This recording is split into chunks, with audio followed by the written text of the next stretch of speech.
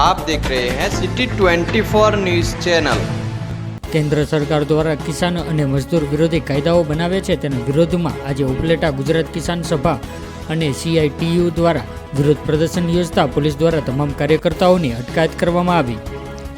કેન્દ્ર સરકાર દ્વારા તાજેતરમાં જ કિસાન બિલના નામે 3 કાયદાઓ પસાર કરે છે, જેના વિરોધમાં ભારતભરમાં જુદા જુદા 250 કિસાન સંગઠનો દ્વારા વિરોધ કરવામાં આવી રહ્યો છે। જેમાં આજે ઉપલેટા શહેરમાં ગુજરાત કિસાન સભા અને centre of Indian trade union CITU દ્વારા પણ બાબલા ચોકથી બસ સ્ટેન્ડ ચોક સુધી રેલી કાઢીને કાર્યકર્તાઓ દ્વારા કિસાન વિરોધી કાયદા પરત ખેંચવાના સૂત્રોચ્ચાર સાથે સૂત્રોવાળા બેનરો લગાવીને વિરોધ કર્યો હતો।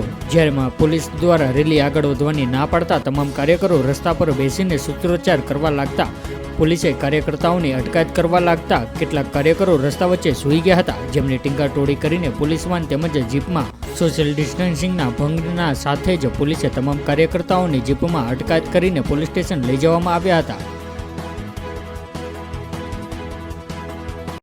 મારું નામ ડાયાભાઈ ગજેરા, ગુજરાત કિસાન સભાનો પ્રમુખ છું। આજે દેશમાં ખેડૂતો અને મજદૂરોની રાષ્ટ્રવ્યાપી 26 નવેમ્બરની હડતાલ છે અને આ હડતાલમાં દેશના કરોડો કામદારો અને મજદૂરો જોડાવાના છે।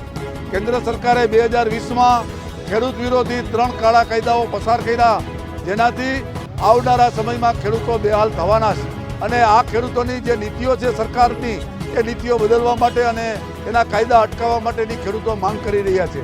એવી જ રીતે શ્રમ કાનૂનના બદલાવ કરી અને આ શ્રમ કાનૂનના બદલાવમાં જે મજદૂરો છે એ મજદૂરોના હિતોને નુકસાન થવા જઈ રહ્યું છે।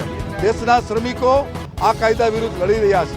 દેશની સંપત્તિઓ એરોડ્રામ હોય, કોલસાની ખાણો હોય, બેંક હોય, રેલવે હોય, દેશની સંપત્તિઓ આ સરકાર વેચી રહી છે અને જે મહામૂલી સંપત્તિઓને વેચીને દેશની જનતાની આ સંપત્તિઓને સરકાર ખાનગી કરી રહી છે।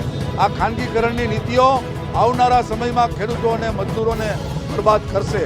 એટલે આ હડતાલથી સરકારને સંદેશ દેવા માગીએ છીએ કે તમે કરેલા ખેડૂત વિરોધી અને મજદૂર વિરોધી કાયદાઓ બંધ કરો, એને અટકાવી દો, નહીતર આવનારા સમયમાં આથી પણ વધુ ઉગ્ર લડતો ખેડૂતો અને મજદૂરો લડશે। આજની હડતાલમાં લગભગ 25,000 કામદાર, 25 કરોડ કામદાર ખેડૂતો જોડાવાના છે અને આ હડતાલ ઐતિહાસિક હડતાલ છે અને એ હડતાલથી સરકાર જો સબક નહીં શીખે તો આવનારા સમયમાં ઉગ્ર આંદોલનો થશે।